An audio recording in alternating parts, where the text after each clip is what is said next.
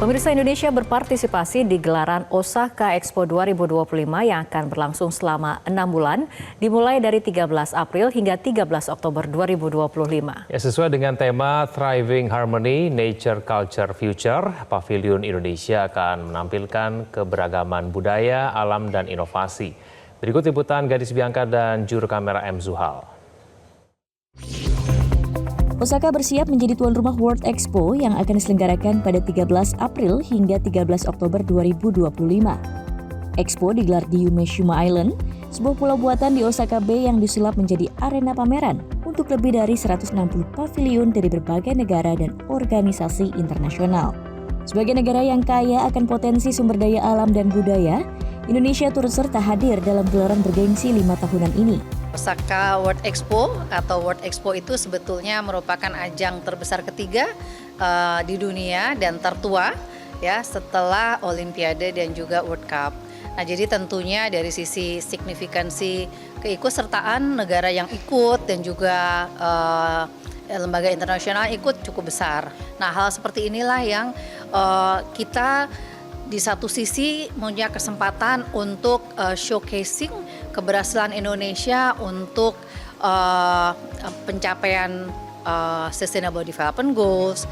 Kemudian kita juga tadi punya kesempatan untuk belajar dari banyak negara, termasuk juga strategi dan juga mungkin instrumen-instrumen yang baru dalam konteks inovasi, teknologi untuk mencapai pertumbuhan ekonomi, tapi dengan cara-cara yang tidak business as usual.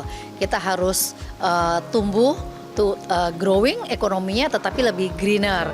Keikutsertaan Indonesia dalam Osaka Expo menjadi strategi penting agar Indonesia bisa menarik investasi, khususnya investasi hijau.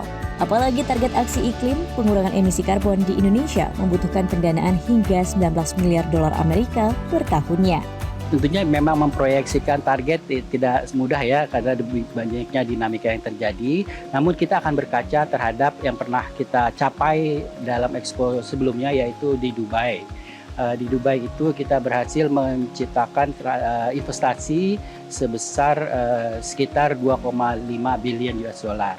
Nah, tentunya di dalam Expo di Osaka ini kami berharap bisa mencapai paling tidak 2,8 sampai 3,5 billion US dollar. Nah, ke depan selain investasi kita juga mencoba memperkenalkan produk kita sendiri, gitu ya. Sejumlah produk-produk dari Indonesia yang unik dan sekarang juga walaupun produk tradisional juga sudah berusaha menggunakan bahan-bahan yang bersifat sustainable. Investasi pada pembangunan berkelanjutan menjadi fokus utama pemerintah Presiden Prabowo Subianto, termasuk menguatkan prioritas pembangunan nasional jangka menengah, yakni di sektor ketahanan pangan, ketahanan energi, dan dukungan terhadap industri hilirisasi. Untuk itu perlu ada kerjasama dan dukungan dari negara-negara sahabat dengan bisnis forum yang akan dilakukan di Pavilion Indonesia Osaka Expo 2025. Osaka Expo 2025 juga menjadi ajang penguatan citra Indonesia di mata dunia sebagai negara maritim yang sebetulnya sudah memiliki nilai-nilai keberlanjutan dan dapat ditemukan sehari-hari dalam kearifan lokal. Melalui Pavilion Indonesia, nilai ini diamplifikasi dalam konteks masa depan sebagai warisan yang relevan dan dapat menginspirasi dunia dalam mengatasi masalah perubahan iklim. Kemudian kita mencari nilai-nilai yang memang dikembangkan dalam tema besar dari Osaka World Expo ini. Nah, akhirnya kita dapatlah ide atau tema untuk menjadi judul dari Pavilion Indonesia Thriving in Harmony. Artinya kita tetap secara dinamis mengharmonisasikan banyak aspek, baik dari people, planet, dan juga prosperity. Akhirnya titik 2, jadi Thriving in Harmony, titik 2-nya Nature, Culture, Future.